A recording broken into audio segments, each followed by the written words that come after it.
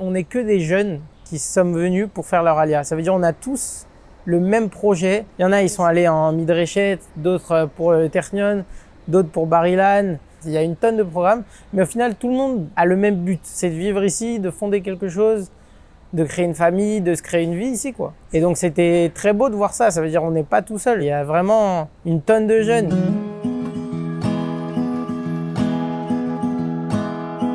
Jarod Cohen, salut. Enchanté. Alors, tu es en Israël depuis 6 ans et pourtant, c'était pas du tout ton programme. Au départ, j'étais en prépa maths sup, maths spé au Rincy dans le 93. C'était comment de vivre au Rincy? C'était pas incroyable, quoi. J'étais pas heureux. C'était pas mon objectif de vie. Je me sentais pas si bien que ça, quoi. Ça veut dire quoi?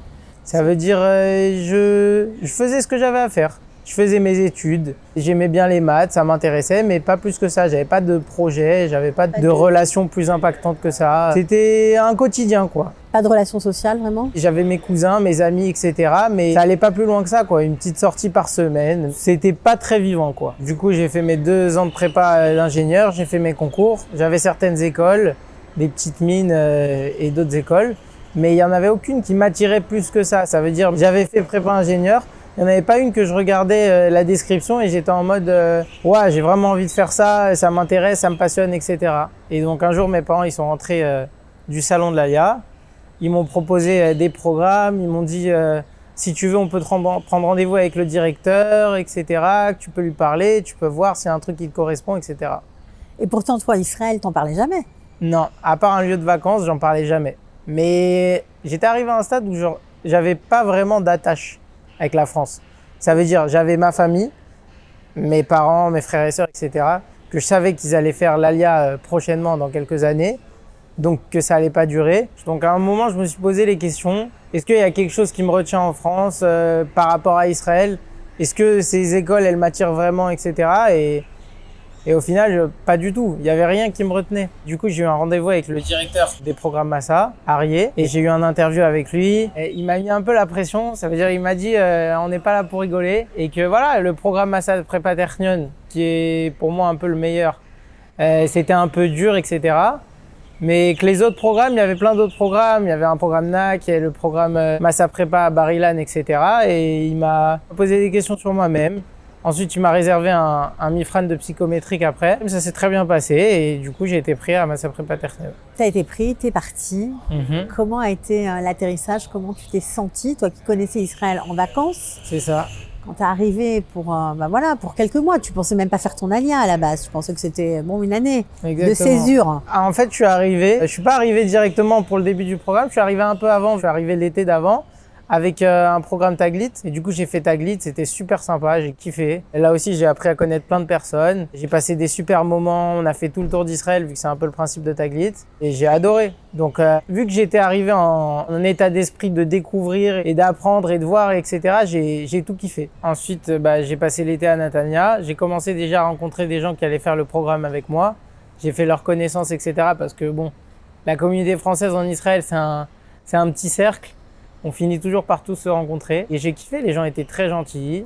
Je suis arrivé le premier jour, c'était super sympa. On avait nos apparts, avec une chambre chacun, un petit salon, une petite mirpessette devant le port de Haïfa. Et à partir de ce moment-là, et même du coup avant, à partir de Taglit, j'ai pas regretté un instant ma décision. Et tu as vite pris la décision de faire ton alia? Ah, très très vite. J'ai adoré. Quand je suis arrivé en Israël, déjà le chemin il était clair. Ça veut dire ça s'appelle Massa Prépa Technion. Donc le chemin il mène au Technion. Et après, au Technion, là, je devrais choisir plus ce que je voulais faire. Mais déjà, j'avais un chemin tracé. Le programme Massa, l'armée et le Technion. Il y a les heures pour travailler, mais aussi les heures pour profiter. On est toute une bande de copains, on habite dans le même immeuble, c'est super sympa. C'est quelque chose que tu n'avais jamais vécu, en fait. C'est ça. Déjà, l'autonomie. Ça veut dire on avait des cartes pour faire nos courses. Donc, c'est nous qui décidons ce qu'on doit manger. Donc, certains se nourrissaient uniquement de pâtes, moi y compris. C'était le seul plat que je savais cuisiner à cette époque-là. Ça n'a pas trop changé, mais j'assaisonne plus. Et faire ces machines, etc., ça veut dire c'est des choses que j'aurais pas pu faire en France. Parce que du coup, j'étais trop dans le cocon de mes parents. Je savais pas encore ce que c'était, gérer son budget, être précis, profiter, mais en même temps rester raisonnable. Genre, c'est vraiment apprendre à être un adulte, quoi. En plus, Israël, c'est vraiment un endroit qui le permet. Parce que ici, tous les jeunes, Ils ont 16 ans, 17 ans, ils commencent à travailler, ils commencent à passer le permis, etc. C'est dynamique. Alors que moi, quand j'étais en France, j'avais 20 ans, je me bougeais pas forcément beaucoup. J'étais chez mes parents, j'avais mes études, certes, je travaillais, mais je faisais pas grand-chose en plus, quoi. Ça veut dire j'avançais pas de manière sociale, mentalement, etc. Je me contentais d'aller en cours, de rentrer, de jouer, de profiter du confort d'habiter chez ses parents. Je faisais pas la vaisselle. Je faisais pas la machine. Là, tout a changé, quoi. Là, au Hachem, je sais tout faire. C'est une satisfaction, ça, de se prendre en main, de grandir. C'est très sympa, parce que sont mûris, quoi. Je vis ma propre vie. J'organise mes Shabbats, je fais les courses. S'il faut, je prépare un plat, je fais la vaisselle. Je gère mon linge, d'une façon ou d'une autre. Elle doit être fière, ta mère. Ouais, ça va. Elle est très fière. Hachem, elle est très fière, ma mère. Depuis, tes parents, bien sûr, t'ont rejoint en Israël. T'es plus tout seul. C'est ça. Pendant mon chérout à l'armée, du coup, et ils ont fait l'Alia comme c'était prévu. Il y a eu des petites complications, il y a eu le corona, etc., qui ont bloqué un peu les choses. Mais dans l'ensemble, Hachem, ça s'est très bien passé. C'était pas difficile de prendre la décision de faire l'armée quand on n'a pas du tout grandi dans cet univers, ou c'était ça a coulé de source pour toi, c'était une évidence? Alors moi, de base, ça coulait pas du tout de source. Au début, quand j'ai commencé le programme massage, je savais même pas que l'armée c'était obligatoire, etc. Mais au fur et à mesure du programme, ils nous l'introduisent, ils nous expliquent c'est quoi nos options, etc. On n'est pas obligé d'être combattant, on peut faire il y a beaucoup de taftidim, beaucoup de rôles. Et du coup, de base, c'était pas du tout facile. Au début du programme Massad, l'armée, je savais pas. Ensuite, au milieu, pourquoi pas l'armée, mais surtout pas en combattant. Et au final, à la fin, je suis complètement parti en combattant parce que tout le monde y va. Ça veut dire on suit le mouvement, quoi. Mais alors, ok, on suit le mouvement, mais c'est quand même dangereux. Bien sûr que c'est dangereux. Mais quand tous tes copains avec qui tu as loué des liens importants le font tous, forcément, ça te motive à le faire aussi, quoi. Et à dépasser tes limites.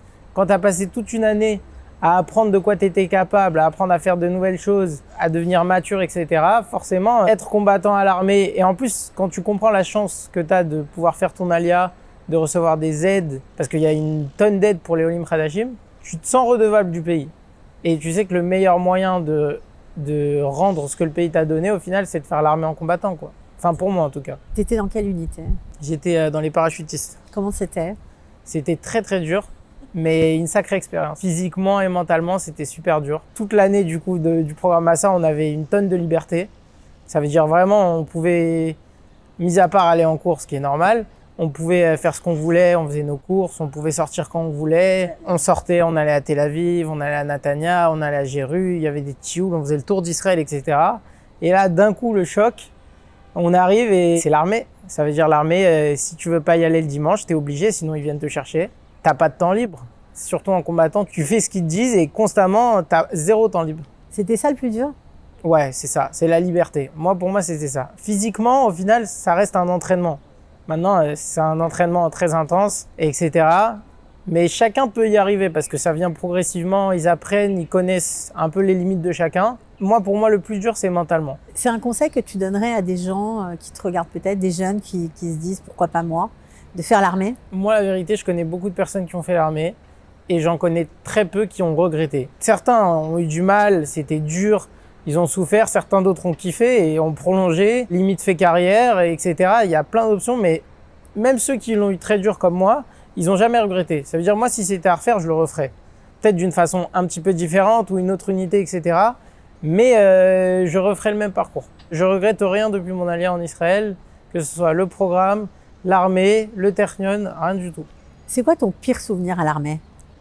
Les pires souvenirs à l'armée, c'est quand on ferme 3 semaines. Il faut comprendre qu'on a tout le temps quelque chose à faire. Tout le temps. Ils veulent pas qu'on ait 2 minutes de répit. Donc tout le temps, on doit faire ça. Le Shabbat, c'est le seul jour où on a 24 heures. Ça veut dire on a les 24 heures de Shabbat où on peut faire ce qu'on veut un petit peu, etc. C'est-à-dire on reste à la base, quoi. Et à la fin de Shabbat, c'est le pire. Parce que on n'a pas eu le Shabbat à la maison, on s'est pas ressourcé. Il faut repartir du début, quoi. Ça veut dire il y a les 7 jours de la semaine à subir et à faire. Et on s'est pas rechargé parce qu'être à la maison avec sa famille ou avec ses amis, etc., c'est ça qui recharge les batteries, qui fait du bien, etc. Mais devoir recommencer la semaine sans la pause. Ouais, sans la pause, c'est super dur. Et le plus beau souvenir? À l'armée, toutes les fois où je sortais de la base, c'est un super souvenir. À l'armée, on avait un très bon groupe d'amis et on passait les Shabbats ensemble. C'était des soldats seuls. Donc, ils n'avaient pas leurs parents, etc. Ça veut dire que toute l'armée, tous les Shabbats, c'était la famille. Ça veut dire on rentrait et on était tous ensemble, on faisait les courses ensemble, on cuisinait, on faisait le ménage, etc. Et on kiffait, on faisait des salades. Il y avait une super ambiance, on rigolait bien, on s'achetait de l'alcool, on profitait, on jouait à la belote, aux cartes. C'est parmi mes meilleurs souvenirs très clairement de mon alia. Genre c'était une période incroyable. Et un autre souvenir qui est très beau, c'est quand je suis arrivé au programme Massa du coup. Dès la première semaine, on est allé à Jérusalem. Donc avec tous les programmes Massa, on devait être 250, 300 facilement. C'est difficile de compter. Et on avait fait un grand cercle, ils posaient des questions. Qu'est-ce qui était tellement chouette? On n'est que des jeunes qui sommes venus pour faire leur alia. Ça veut dire on a tous le même projet différent. Ça veut dire, il y en a, ils sont allés en Midreshet, d'autres pour le Ternion, d'autres pour Bar-Ilan, d'autres hors rapport. Ça veut dire ça peut être juste pour l'armée, agriculture, etc. Il y a une tonne de programmes. Mais au final, tout le monde a le même but. Ça veut dire c'est de vivre ici, de fonder quelque chose, de créer une famille, de se créer une vie ici, quoi. Et donc, c'était très beau de voir ça. Ça veut dire on n'est pas tout seul. Genre, il y a vraiment une tonne de jeunes. Et ça revient tous les ans. C'est ça qui est fou. Tu es arrivé au programme Massa, tu ne connaissais même pas ce que voulait dire Behatzlacha. Non, effectivement. Tu connaissais rien. Je savais lire déjà, mais écrire, etc., je ne savais pas. C'est l'armée qui t'a aidé ou plus à maîtriser la langue? C'est l'Ulpan, c'est les deux? Alors, c'est les deux. L'Ulpan, ça m'a appris les bases. Ça veut dire les mots, les temps, les conjugaisons, les infinitifs, etc. Et à écrire aussi, parce que forcément à l'Ulpan on écrit et à l'armée on n'écrit pas beaucoup. Et à l'armée, ça m'a appris à parler. Ça veut dire j'avais les bases, j'avais les règles, mais je savais pas comment les utiliser. Et à l'armée, forcément, quand on passe 3 semaines, 24 heures sur 24 avec que des Israéliens, bah du coup on vous jette dans la nature, mais il n'y a pas d'expérience comme ça. Ça veut dire rien ne peut apprendre l'hébreu comme ça.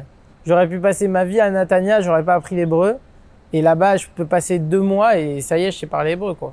C'est le meilleur moyen. Alors, après l'armée, tu as décidé d'enchaîner et de commencer tes études. Contrairement à ce qu'avait dit le directeur du programme, tu rentres au Ternion. Baruch Hashem. Non, ça va, il est très gentil. Il va sourire quand il va te voir. J'espère, Baruch Hashem. Et je crois que tu t'en es très bien sorti. J'essaye en tout cas. Donc oui, j'ai terminé l'armée. On a terminé en mars. La rentrée, c'était en octobre. Et du coup, j'ai dû m'occuper jusque-là. J'ai fait mes papiers d'Alia. J'ai travaillé en tant que serveur. Super expérience, j'ai kiffé. C'est vraiment... tous les jeunes en Israël travaillent. Ça veut dire qu'il n'y en a pas un qui est chez lui et qui fait rien. Tous les jeunes travaillent, c'est dynamique. On gagne son salaire, on prend conscience de l'argent. Ça veut dire que c'est plus facile quand on reçoit l'argent de papa tous les mois de profiter, mais quand on gagne 30 à 40 shekels de l'heure, forcément, on réfléchit à 2 fois avant d'aller au Shalvata le soir même, etc., quoi. Et donc, j'ai pris conscience, j'ai passé mon permis de conduire, j'ai fait tout ce que j'avais à faire pour m'initier à ma vie au Ternion après, quoi. Alors, t'es rentré dans quoi et voilà, comment ça se passe pour toi? Comment ça s'est passé? Alors, du coup, j'avais eu des bons psychométriques, Baruch Hashem. J'avais repassé mon bac pour améliorer les notes pendant le programme Massa parce que c'est une opportunité. Ça, les gens ne le savent pas, mais c'est bien de le dire. Donc, pendant le programme Massa, il y avait l'opportunité d'améliorer ses notes du bac. Pas forcément de tout, il faut pas tout repasser, mais on repassait certaines matières. Par exemple, moi, j'ai passé maths et physique-chimie. Parce que du coup, avec ma prépa maths, j'avais forcément acquis beaucoup plus de choses et du coup, j'ai pu cartonner au bac de maths et avoir 20. Et ça m'a ouvert beaucoup de portes au Ternion. Du coup, je suis arrivé au Ternion. Et la réception au Ternion, c'est sur une moyenne entre le bac et les psychométriques. Donc les psychométriques, on les fait pendant le programme Massa. Le bac, on peut l'améliorer ou soit on en a déjà un très bon, comme nombreuses personnes dans mon programme. Et du coup, Baruch Hashem, j'ai été pris en data science au départ. Je voulais informatique, mais j'avais pas pu parce que les Sechem, du coup, c'est la moyenne entre le bac et les psychométries avaient monté. Et du coup, au début, je pouvais pas faire informatique, je pouvais faire data science. Ça m'allait très bien, c'est très sympa, très intéressant, etc. Ouais, t'as cartonné, allez, tu peux le dire. Baruch Hashem, j'ai cartonné. J'ai fait un super premier semestre parce que forcément, ce que j'avais fait en prépa, c'était la même chose. Ça ressemblait, il y avait juste le barrage de la langue. Grâce à l'armée, en 2 mois, le barrage de la langue, il est franchi. Ça prend toujours du temps, mais ça vient. Et j'ai cartonné, j'ai eu une super moyenne. J'ai eu une Théodatit Steinhut. C'est un certificat d'excellence. Et ça, c'est pas tout le monde. Et ça, c'est pas tout le monde, mais Baruch Hashem. C'est incroyable parce qu'il n'y a pas beaucoup de Français. Alors, il y a beaucoup de Français qui marchent très bien en Ternion, mais arriver jusqu'à ce niveau de réussite. J'ai beaucoup profité de cette Théouda. Je me plains pas. Parce que c'est très gratifiant. Je peux la mettre sur mon LinkedIn, je peux la mettre dans mon CV. C'est pas n'importe quoi. Ça veut dire j'ai fait uni dans les 20% des meilleurs de mon semestre, quoi, de ma promo, de ma fac d'informatique. Incroyable. C'était super, j'étais très très content. Après, c'est beaucoup grâce aussi à la prépa que j'ai fait au préalable. Bon, j'ai travaillé, c'était dans le Ternion, parce que du coup, c'est très grand. Il y avait une cérémonie, quoi. Une Anaka, un Tekes. Ils appelaient les gens un par un. Ils montraient des films, etc. C'était super sympa. Moi, il y avait ma famille, du coup, qui avait fait leur alia. Ma sœur qui était venue, mes copains, du coup, qui étaient venus aussi pour filmer, etc. C'était super sympa. Il y avait un buffet. C'était un super moment, un super souvenir. On a fait des belles photos. Et l'étui de la Théouda, il est super. Franchement, elle est top. Je me plains pas. Alors, c'est quoi le programme maintenant? Parce que je crois que tu es en train de terminer tes études. Est-ce que tu cherches déjà du travail? Donc là, si Dieu veut, je suis dans ma dernière année. Je suis en train de chercher du travail, du coup, en informatique. Parce que vu que j'ai eu des très bonnes notes, du coup, sur mes premiers semestres, ça m'a permis de passer en informatique là où je voulais être depuis le début. Parce que voilà, si on a des bonnes notes au Ternion, on peut tout faire. Je suis en train de chercher un emploi, je vis ma vie, je kiffe toujours autant, Baruch Hashem. Alors, c'est saisissant quand même le contraste, parce que quand on entend les Juifs de France qui vivent un peu, un peu en ghetto et puis qui s'inquiètent beaucoup pour ce qu'on vit ici, quand on t'entend, on se demande comment ça s'est passé pour toi cette année, parce que malgré tout, il y avait la guerre. J'imagine que tu avais des copains qui étaient en Milouim, etc. Tu en as peut-être toi aussi fait. C'était comment? Alors moi personnellement, j'ai pas fait de Milouim. Mais j'ai mon frère et ma sœur, du coup, qui sont les deux à l'armée actuellement. Et ils sont les deux en Sadir, ça veut dire c'est pas en Milouim, ils sont à l'armée, quoi. Donc chacun, ils font des choses particulières. Donc c'était pas facile. Mes parents, eux, ils étaient stressés. C'est pour ça qu'ils voulaient pas que j'aille en Milouim, parce qu'ils ont déjà 2 enfants, leur fille et leur fils là-bas. Ils voulaient pas en plus en rajouter, surtout que moi j'étais en combattant, donc ça rigole pas, quoi. Ça a pas été une année facile. Les Israéliens, ils ont une force, c'est qu'ils arrivent toujours à garder le sourire, même quand c'est pas facile. Ils continuent de vivre, ils continuent de... Là, je me baladais sur la taillette de Tel Aviv, je vois les Israéliens courir, jouer au volley, etc. Dans Israël, moi, personnellement, je me sens toujours en sécurité totalement. Malgré tout. Malgré la guerre, etc., je peux pas me sentir plus en sécurité. La vérité, je me sens beaucoup plus en sécurité en Israël qu'en France. Parce que c'est un ressenti. Genre vraiment, je sens que ma place, elle est ici, que je me sens bien. C'est-à-dire, je peux marcher à 3 heures du matin dans la rue ici, en tout cas à Netanya ou Haïfa ou à Jéru, et je m'inquiète pas du tout. Ça veut dire, je sais que je suis chez moi, c'est limite un prolongement de ma maison, je m'inquiète pas du tout, quoi. Et ça, j'avais pas ça en France. Qu'est-ce que tu as envie de dire à ceux qui pourraient te rejoindre, ceux qui vont commencer leur vie en France, qui s'apprêtent même peut-être à faire des études de médecine, de longues études, à prendre une tangente, à s'éloigner un peu de... Qu'est-ce que tu as envie de leur dire? Déjà, Baruch haba, bienvenue en hébreu, parce que maintenant je sais parler hébreu, et que c'est une opportunité incroyable. Ça veut dire, avec tout ce que j'ai fait avec l'armée, la guerre, etc., j'ai aucun regret, pas un seul. Il n'y a pas une chose que j'aurais fait différent, il n'y a pas une école d'ingénieur qui aurait pu me faire changer d'avis. La vie ici est incroyable. C'est vraiment un srout d'habiter ici, je pense. Et pour moi, l'avenir des Juifs, c'est ici, quoi. C'est en Israël. Il n'y a pas... Ça veut dire, Israël, c'est un pays tellement fort. Israël est là pour nous, quoi. Il nous aide. Moi, je trouve ça fou quand même qu'on arrive dans un pays et qu'on reçoit que des aides. Ça veut dire... Je suis arrivé en Israël, j'ai reçu les aides de l'ALIA, je reçois des bourses pendant mes études, etc. Ça veut dire, là, je peux vivre des bourses sans forcément que mes parents y mettent parce qu'ils ont d'autres soucis à se faire. On est une famille nombreuse, etc. C'est un pays qui donne énormément d'aides, quoi. Et c'est tellement un plaisir de vivre ici. Alors oui, bien sûr, la vie est chère, il y a certains problèmes. La politique, c'est pas toujours au rendez-vous. Mais Baruch Hashem, la vie ici, je changerai pas ça. Ça veut dire, je me dis pas, oui, je devrais aller vivre là-bas, ou ici, ou etc., ou peut-être faire une année en France. J'ai aucun doute. Là, je sais où je vais, avec qui je vais et comment j'y vais.